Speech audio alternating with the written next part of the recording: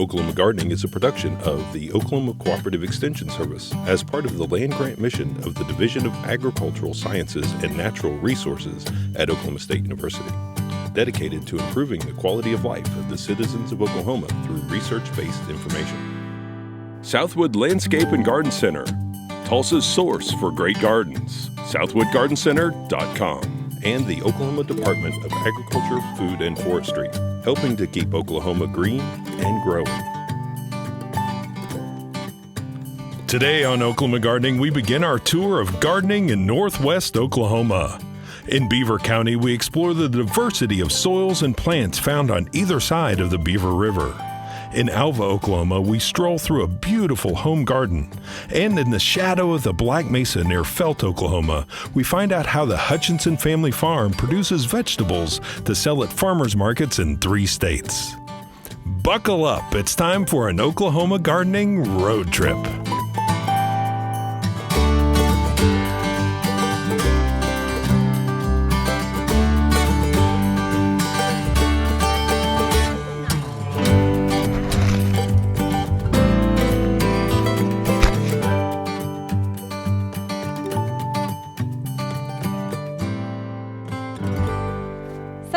Said to go west, young man, and that's exactly what we're doing for our 2018 regional tour as we discover northwestern Oklahoma. Join us as we go to see the rich diversity that this part of the state has. Some people refer to as no man's land, but we really think it's just the best kept secret, where we discover the rich diversity, the amazing landforms, and the wonderful people of northwestern Oklahoma.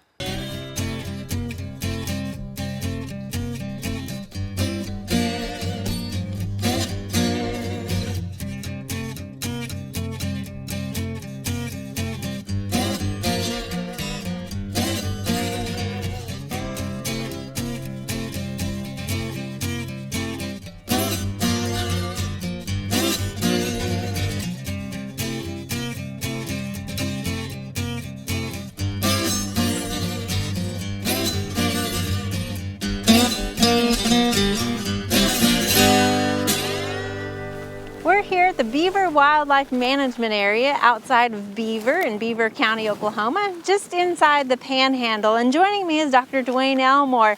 And Dr. Elmore, I mean, the ecology out here, the wildlife and the plant life especially, looks so different than what many of us are used to in Oklahoma, the main part of Oklahoma. Yeah. Can you tell us about it a little bit? Yeah, it's one of the things I really appreciate about this state is just how much plant diversity we have.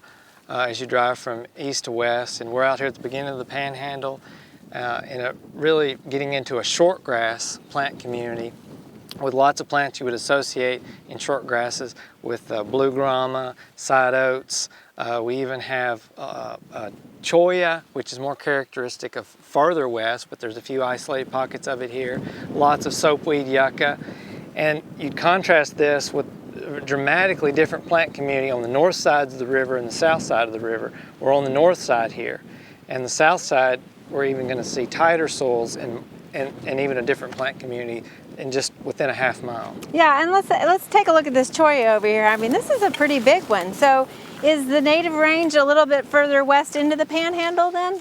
But you'll start to see lots of cholla when you get into Cimarron County, but Harper County and Beaver County, it's real isolated, and I'm not exactly sure how many of these plants were actually planted by someone at some point and have just persisted. Some of them potentially were native, seed deposit, but really we're on the edge of the distribution. It's not a common plant, but it survives in northwestern Oklahoma, and it's a great ornamental.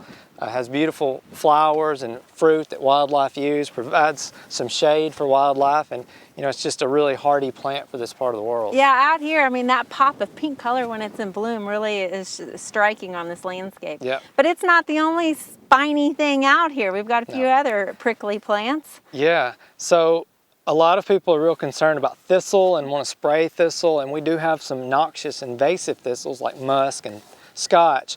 But there's also a lot of native thistles that are not invasive, not a problem, and are beautiful and are wonderful plants for pollinators. And there's a couple here on site. We have a wavy leaf thistle, and also yellow spine thistle. This is yellow spine thistle, and it'll be blooming here shortly.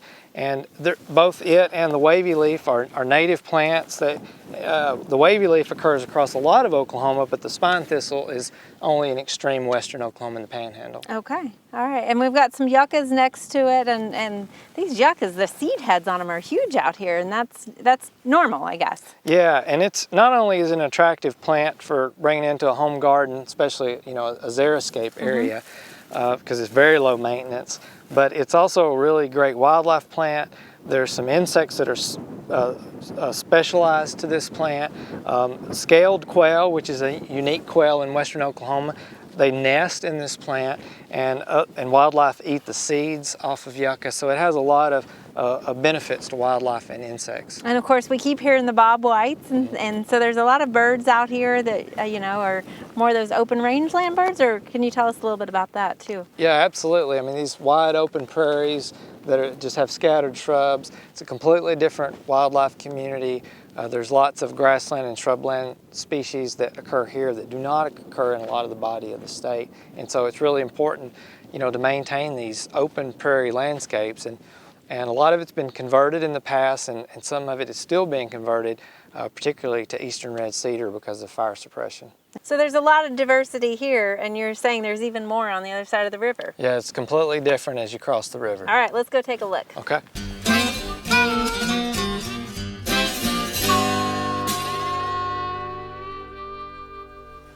So Dr. Elmore, we're literally walking out of the south side of the Beaver River, and the landscape has definitely changed. What can you tell us about the soil and the plants that we find on this side?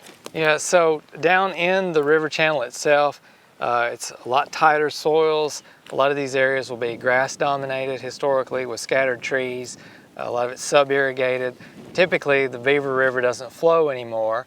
The water table's been depleted, but there is occasional flow, but there's moisture not too far down, so you get cottonwood and hackberry and a lot of trees. But immediately behind us, we see these big, deep, sandy soils that have been deposited over long periods of time from south winds. These are real coarse sands. It looks similar to what we would see like in Ellis County and some of those river systems as well. There's not shinnery oak here, but there is sand sagebrush and a lot of sumac on these big stabilized dunes. And then when we drop into the river bottom, tighter soils, a lot of grass domination, and unfortunately, some invasive plants. I was gonna say, we've got one tree that's here, large shrub, I'm not sure how it's referenced, but, and we've got one blooming right over here. Yeah. So a lot of people use this in urban settings, but out in the wildlife, it's not a good one, right? No, I mean, it's a beautiful plant, which you can understand why someone would want it. It's kind of delicate stems and leaves and nice blooms. This is salt cedar or tamarisk. It goes by different names. It's an invasive plant that has really wreaked havoc on a lot of riparian systems, particularly in the western United States. And in western Oklahoma, it's all in the major river drainages, and it's costing thousands of dollars on some of these properties like the one we're on to try to manage it and control it, because what happens is it forms these monotypic stands, and so you can't get cottonwood recruitment. It limits wildlife use, like wild turkey that historically would have used these bottoms. They avoid these dense thickets of this plant. So it's just a good example of how we need to be very judicious when we're bringing plants in for ornamentals or erosion control or whatever we're bringing in for, because some of them turn into really nightmare scenarios. And the seed spreads through the water and also through the wind, is that correct? Yeah, you get a flood event and you get a big seed wash downstream. So if you're going to control this plant, you really need to start in the headwaters and work your way downstream. Okay, and we find them all the way, I mean, across the state into Payne County. I know they're down there at Cimarron River and stuff like that, so. Absolutely, and a big problem with this plant is we can mulch it or mow it, top kill it with fire, but it re-sprout. And so it's very difficult to control once it's established. You can, repeatedly burn it, but really the best control in a lot of these situations is chemical control. And so it becomes quite expensive. All right. Well, let's go check out a few more plants that are on the south side of the river here. Okay.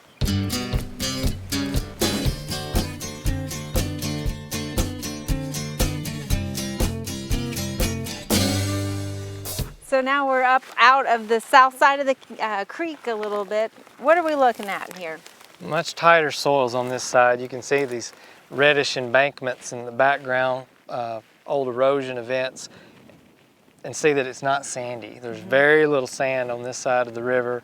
That's much tighter soil, and we're getting into a true shortgrass prairie plant community like we would see in southeastern Colorado and a lot of northern New Mexico, dominated by buffalo grass, blue grama, and still a lot of yucca in this landscape. Okay, so definitely the landscape has changed, and we've only gone maybe a mile or so from the river. I mean, Yeah. if that, and you can see the drastic change. So the tamarack that we mentioned, it doesn't come up this far out of the river? It's typically, in this part of the world, confined to the sub-irrigated areas where there's more moisture than the river bottoms. But yeah, dramatic change in the plant community from the north side of the river going into the river bottom up on the south side, and we can see where we started. I mean, we've not traveled very far at all. And are cedar trees a problem out here, or is that normally not an issue this way? They are. They're spotty in the panhandle, but they're becoming a bigger problem. It's kind of like in northwestern Oklahoma, Harper County, Woodward County, 30 years ago, a lot of people didn't think cedar was a problem. Well, and now it is, and it's kind of the creeping cedar problem keeps moving west, so it's increasingly becoming an issue out here in the panhandle as well. All right, well, definitely a beautiful vista of the shortgrass prairie.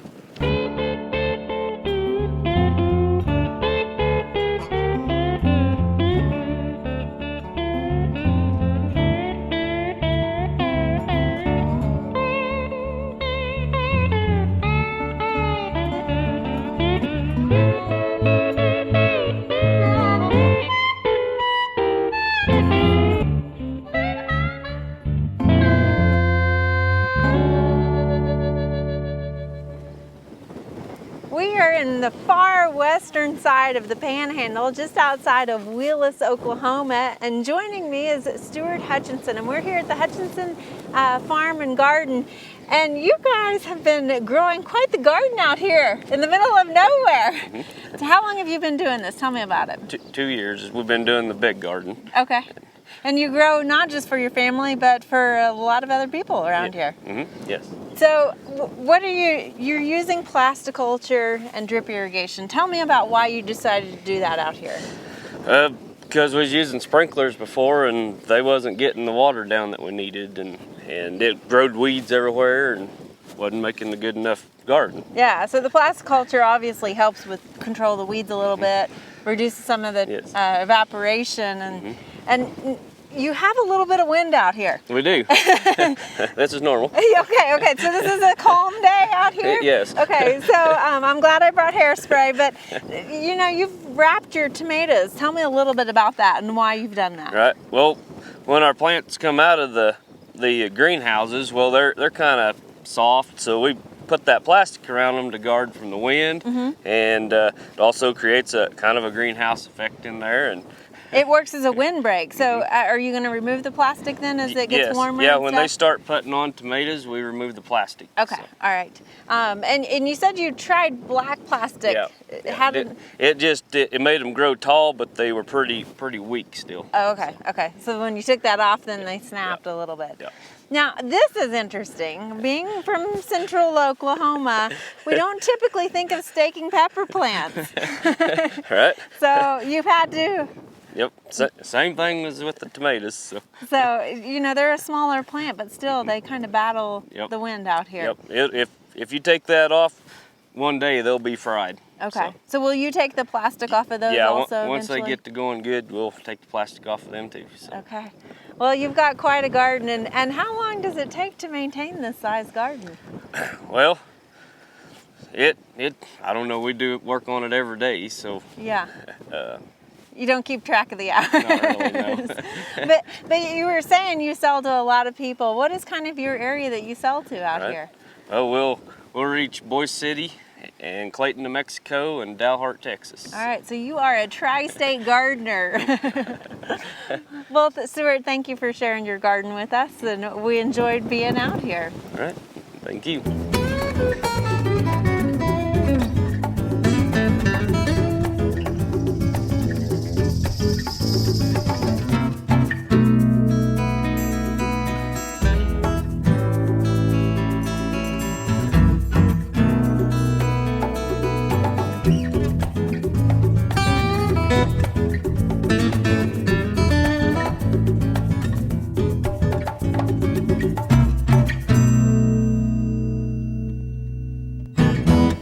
here in Beaver County, and joining us is Nikolai Starzak, and he is an OSU Botany Master's student. And Nikolai, you're studying the flora here in Beaver County. Why That's right. Beaver County? It's the least studied county floristically in Oklahoma, which is wild. All right, and there's a lot of diversity we're seeing. Absolutely. So let's talk a little bit about that diversity. You have a small plant here you want to show us. Yeah, this is probably one of the smallest milkweeds in Oklahoma. This is plains milkweed. So we think about milkweeds being food for monarchs, but this one's so small I can't imagine a caterpillar bothering with it. But there are several of them out here. It almost kind of That's looks right. like a young liatris starting, but Yeah. it's got some flowers. So it's a white flower that it'll come on. Yeah, tiny cluster of little white flowers. And how much bigger will it get? That's its maximum size pretty much. Really? Okay. Yeah. I have noticed that the plants seem to be a little bit shorter out here. Oh yeah, the wind keeps them down. Yeah. So you've got another milkweed? Yeah, that's right. Before we get to the other milkweed, I want to ask you about this yellow flower here. Color Yeah. kind of grabs your attention out here. Absolutely. What is this one? This is plain zinnia, Zinnia grandiflora.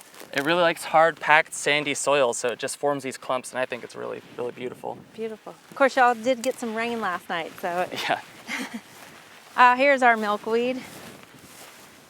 This is Asclepias latifolia. That's the broadleaf milkweed. Uh-huh. So just a major contrast to that little plains milkweed. It's Yeah. got big sprays of pink to green flowers. And very opposite leaves. I mean, looking down on it, it almost looks like a box, really. Yeah, definitely. So do you know about whether caterpillars are enjoying this? Yeah, every time I see these, there's always something nibbling on them. All right.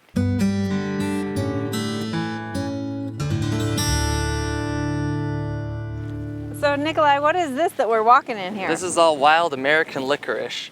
So the roots of these guys are, oh, there's a little walking stick. Oh, wow. The roots of these guys are great for chewing on. They add it to chewing tobacco and it makes a great tea. Uh-huh. Just boil it in water. It's and the root or the stems that you're... The root right up to the stem. Okay. You can chew on it. It forms these big colonies down here. So it likes to take over a little bit. We're surrounded by it. Of course, it's got seeds on it, so it had a flower. What was the flower like? It's a little spike of white pea-like flowers. Okay. In the legume family? Yep, All right. definitely. So this has a flavor. I'm not really tasting the flavor to it. Tastes a little wild, but it's great for road trips. I'd rather just regular licorice, I think. So we've got quite a mass of it. This was a disturbed site that it's kind of taken off on. Yep. And there's one other one up here that I recognize. This is Daughter. Maybe you can tell me a little bit about it here, though. Yeah, so Daughter's a parasitic vine closely related to morning glory. And it can smell the different plants around it, and so it prefers which ones it thinks will make a better hold as it climbs up. And it attaches to the stem and sucks up the nutrients. So you can see it's not green, so it's not getting anything from the sun. So it can't produce any chlorophyll on its own, and so it really is a parasitic plant that it's stealing from these nearby plants. Yep. So if you have this in your landscape or anything, it's one to go ahead and get rid of. Yeah. It'll take over, right? I mean, it gets pretty large. Yeah, I think it's cool looking, but... It is, and it's our favorite color, orange. Well, Nikolai, thanks for sharing with us all the diversity, and it's good to know that somebody's documenting all of this. Yeah, thank you so much.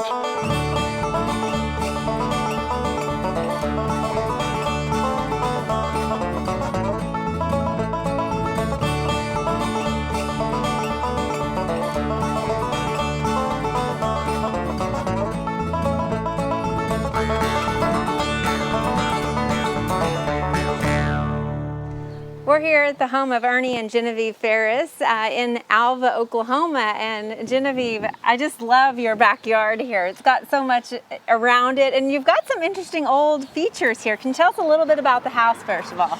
Okay, the house was built in 1927. I do believe that the fireplace that we're by right now was built at that time also. Okay. We have certainly enjoyed it. We make it one of the focal points with our garden. And takes a lot of work, but it's fun. Yeah, you've got a lot of neat little details that are in your garden, and a lot of it, as we were walking through, kind of, they have stories attached to them all. Can you tell us a little bit about some of the projects and features you've added? Okay, I have a Mexican thornless lime that does produce limes. I have a Meyer lemon that does have lemons on it at this time. All of the ground cover in this bed came from my mother's house. And of course, the fruit trees, I'm imagining you bring those in the wintertime? Yes, yes, we have to bring them in. They can't be left outside. Yeah. And they do bloom a lot in the Yeah. wintertime. It makes you think, oh boy, we're going to have lots when it's fruit time. And those glass features here, Yes. your husband built these? Is Yes, that... yes, my husband made those. We're crafting people, so we have sold a lot of glass flowers. Oh, very nice. Well, I see a lot of different projects that you guys have worked on together, and you kind of recycled some things. Yes, yes, and in the area out here, all of the ground cover in there came from one of my garden friends that we belong to the same garden club. Yeah. That's kind of my little fairy area out there. I do have an old bicycle in there that has an asparagus fern in it. And of course, you've got a mixed shade and sun lawn like so many people do, and so you're working on overseeding that with some fescue right now, it looks like. Yes, and I was so hoping that it would be up further than what it is right now, but you never know what's going to happen in a garden. That's all right. Well, and you've added some vertical elements over here in this garden with your containers and stuff. Can you tell us a little bit about those? Yes, the posts and the stuff? posts that the pots are on, we had to replace the posts on our patio, so we took the posts and made them part of the garden. Oh, very nice. Recycle, and that's not the only thing you're recycling. Yes. I know there's Yes. a few features with the whiskey barrel rings. Yes, yes. We had whiskey barrels on our patio that eventually broke down. So Ernie took the rings and painted them and put various things in them. We have a chime and we have flowers and we have a bird feeder in part of them. And you guys So- like your birds, correct? Oh, Is that- yes, yes. We have orioles that start coming at the first of spring, and we have as many as 4 or 5 at a time at our oriole feeders. Right. And it's been a So- hard year for a gardener. We've got a late freeze. We've had really Yes. hot temperatures since. Of Yes. course, out here you've experienced some drier conditions. Yes. And, Yes. until recently with some rains. But Yes. well, there's one tree here that just kind of creates a nice shady spot when it gets really hot out here.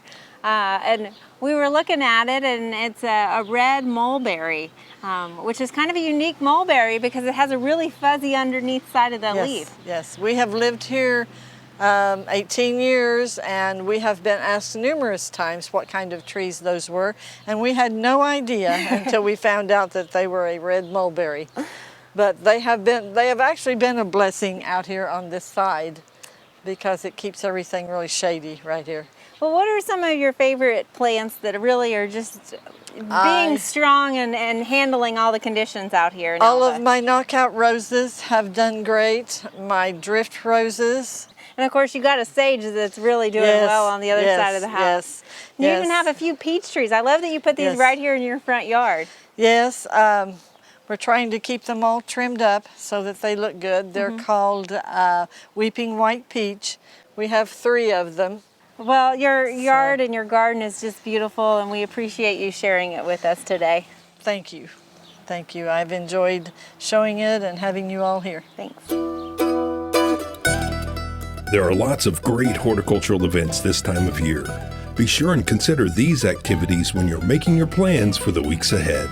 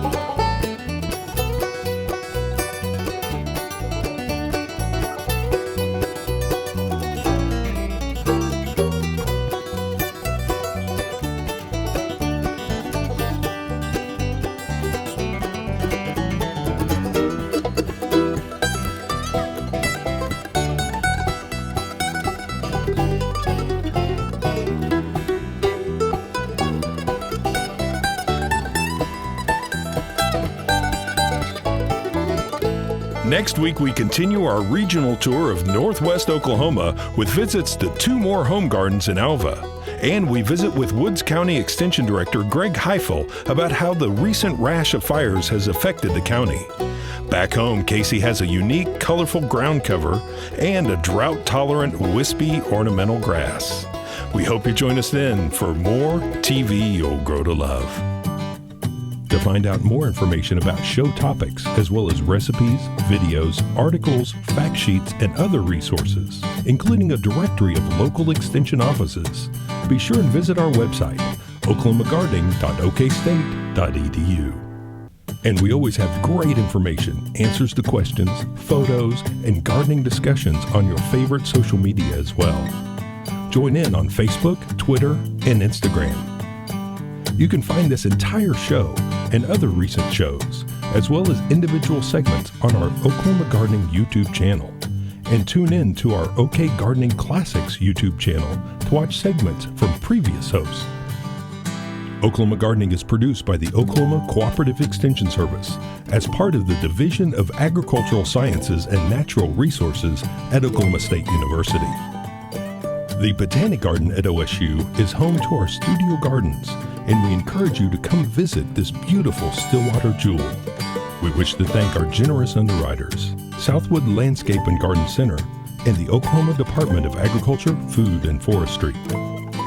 Additional support is provided by Pond Pro Shops, Greenleaf Nursery and the Garden Debut Plants, and the Oklahoma Horticultural Society.